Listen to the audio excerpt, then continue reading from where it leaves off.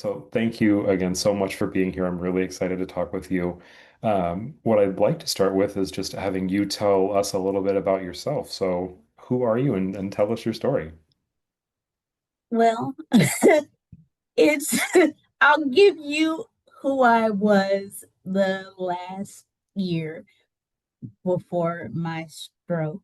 Um, I was an admin assistant doing content creation on the side, and I was what they call an OG YouTuber because my channel started in 2008, Oh, wow. but since the stroke, I've pivoted and I've focused my new channel on like my journey after the stroke. So, yeah, just I did a little UGC and it's just been a grab bag of different things that I've tried. Some success came from it, some not so successful things came from it, but they were all lessons. So I don't look at anything like a failure because I learned how to what not to do and how to pivot moving forward. I love that attitude. I don't hear that a lot. Uh, Hmm. I think in terms of recovery, it can be easy for people to fall into that defeatist sort of mentality where, like I'll take your words, where it's not that you did something, you learned what not to do, it's that you failed. And that's not the Hmm. case. I love Yeah. that attitude that you have that you're Now, I learning. didn't Learn. always think like this. That's here. So it took a while for me to get where I'm at currently, but I think because I'm on the other side, it's easier for me to say the things that I'm gonna say. But you look at me like the first month, oh, it was a dark time. You can only imagine. Well, if you're open to it, let's go back to then. So tell us Mhm. your stroke story and just what happened. So it was like any other day, and I live alone.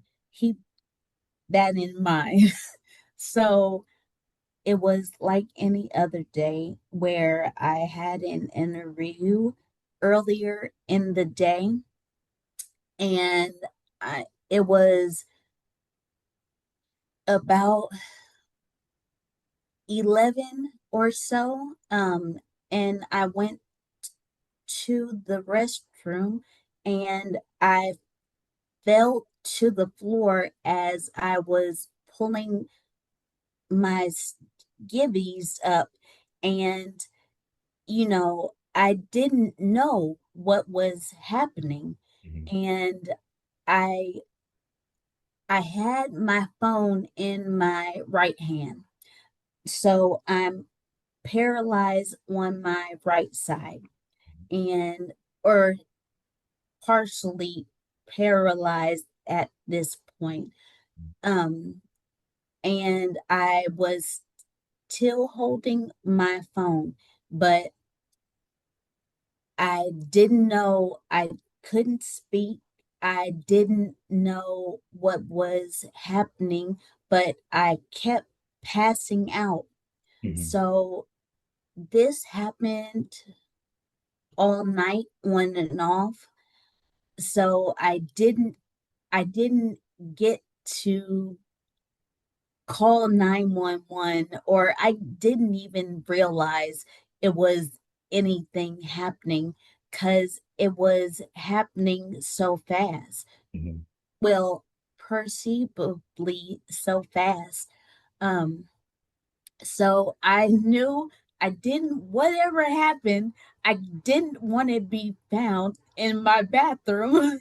So each time I would wake up from passing out, I would brawl my way Mhm. an inch at a time out the bathroom. So by the time I got to I want to say the nightstand, Mhm. um, I I was able to call my mom because in the process of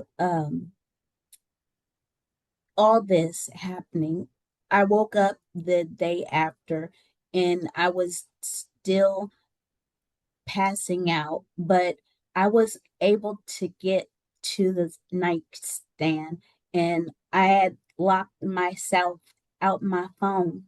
Oh, no.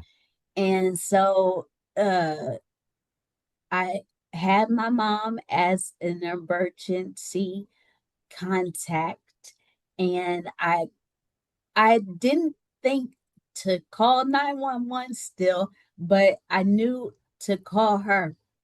So I call her and she like I didn't know that I couldn't talk. Mhm. So I was just yelling and crying and she went into mama bear mode and got her friends and called the police and um the police they weren't able to gain entry in my front door or back door because I had the security locks on the handle. Mhm. So I it was a mess. So they finally got in and I was taken to the hospital, but it was more than 24 hours that went by. So I wasn't able to get the uh, TPA shot. Mhm. So that's my story. Oh, well, that sounds like a lot happened in there. And Mhm. I mean, I know you said it's, dark in the beginning and you can make light of it. I like how you were saying, you didn't want to be found in the bathroom and it's something, Yeah. that makes you smile at that point. I love that upbeat attitude. Mhm. Another thing of in your case that I saw was on your YouTube channel, you have a video where you actually show that you have that very first communication board framed on your. Yeah. Uh, Yeah. Tell me what early speech therapy and early rehab looked like for you. Um, so speech therapy, I didn't have the means when we first started. I still don't, but when we first got the speech therapy, I was day 3 or day 2 in the hospital, and they had the speech therapist give me the chart that I showed, and it's she said always ab- advocate for yourself.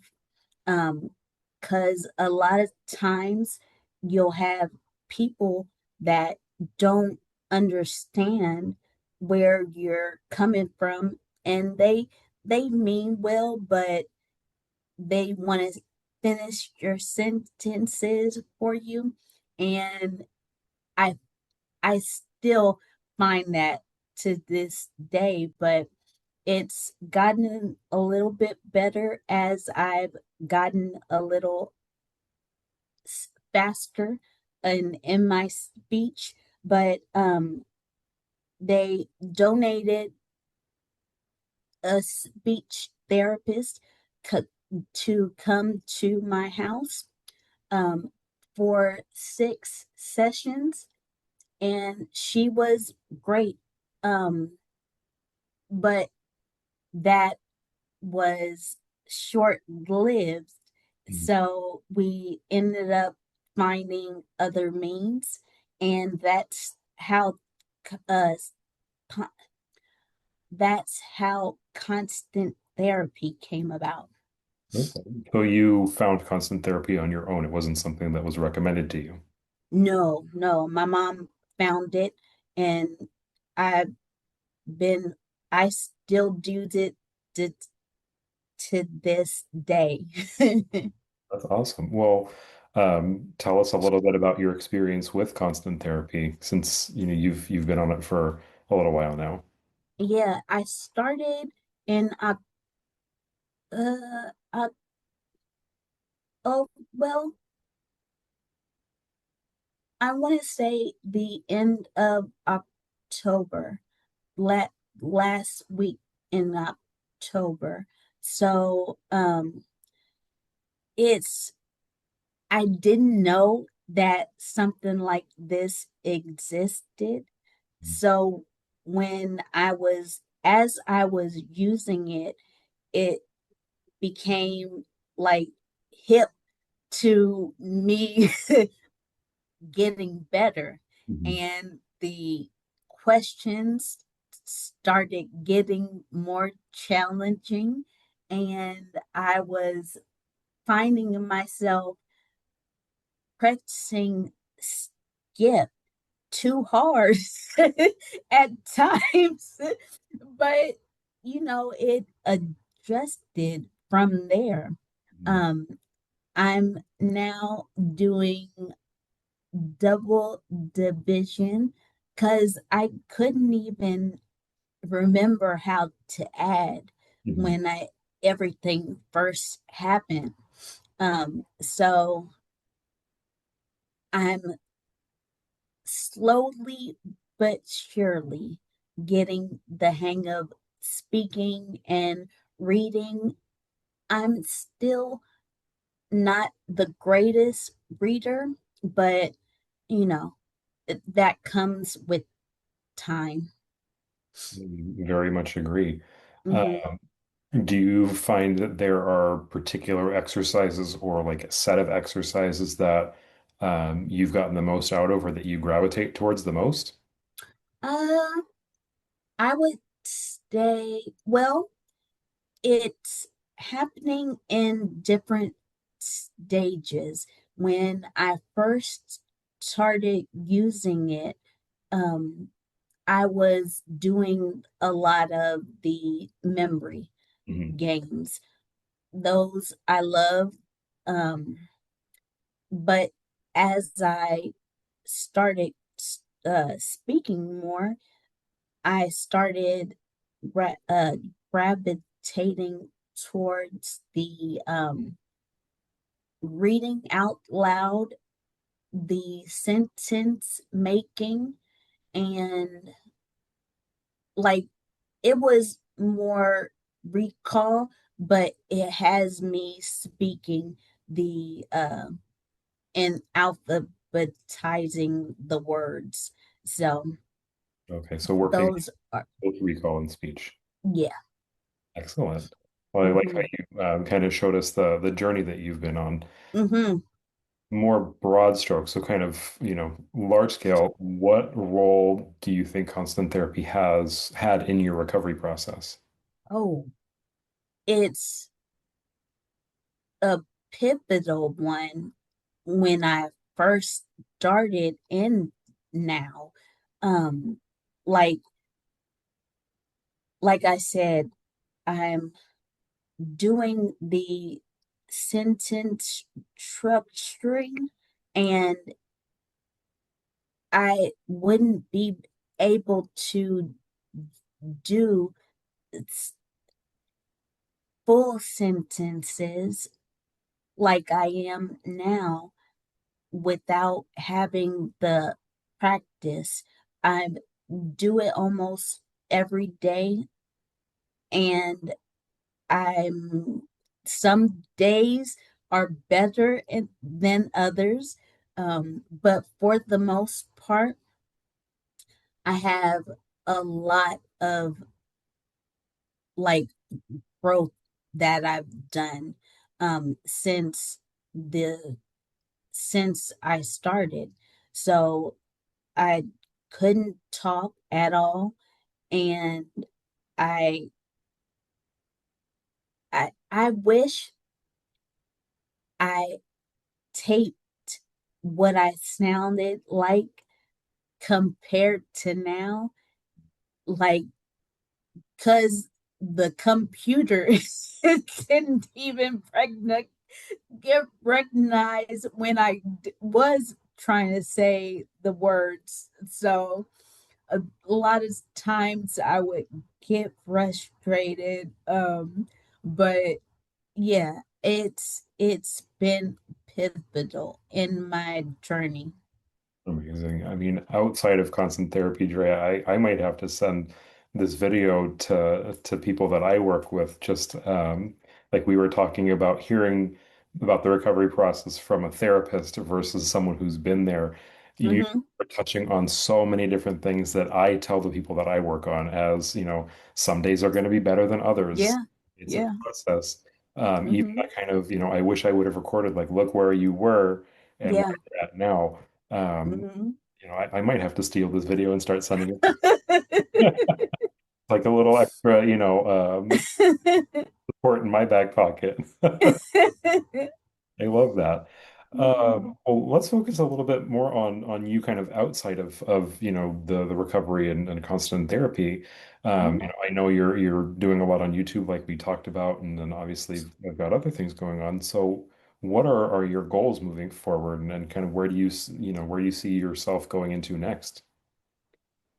Well, I want to get back to work, Mhm. and I think me doing that is a lot of I gotta get better at speaking and computer when I'm online. I can't it at the computer. I can't say it.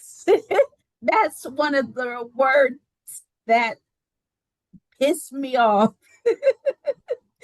But you know Mhm. what I'm saying. Um, I can't sit still for a long time. So I'm working on my stamina and just getting my hand back Mhm. because I'm right-handed, and this was the one that was affected. So I'm doing okay with my left, but it's not like you can only type but so fast with one hand. And so it's hopefully getting back to work and or using my platform online to somehow gain like some type of support monetarily. Um, so I don't know what the future holds, but I'm open to everything. Like I'm open to it all. Amazing. I mean, and you kind of answered my question there. I was going to ask next.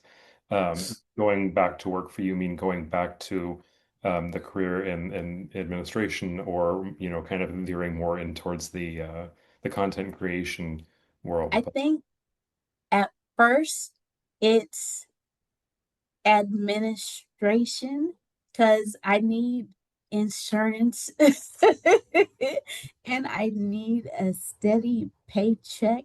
Um, I need to be independent again.